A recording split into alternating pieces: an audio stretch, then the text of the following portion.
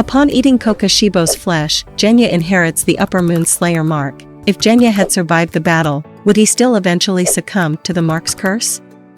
Okay, now this is a complicated question and most of what I'll say here is a theory. If anyone want to debate a point I made or say something, the comments are always open.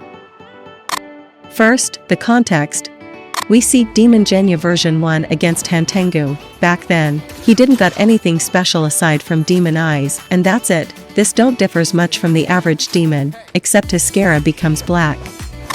And then, we see Demon Genya V2 against Kokoshibo. He's very similar, but has Kokoshibo's abilities over his pre-existent kit and the mark. The mark is the issue here.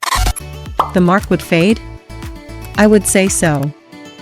Genya goes normal after some time, and his transformation is not permanent. However, it seems to stack up for the next. He never received Muzen's blood to become a true demon. It's a fake transformation.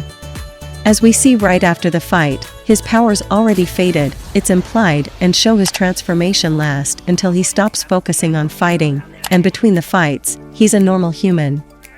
So I believe his mark would fade as his powers, it's not his strength, he stole it from Kokoshibo. Genya is weak and can't even use breathing style, so how could he develop a mark? If I had to bet, it's more a residual power from Kokoshibo's blood over his own strength going to the level of a marked slayer, because the mark seems to be a biological thing.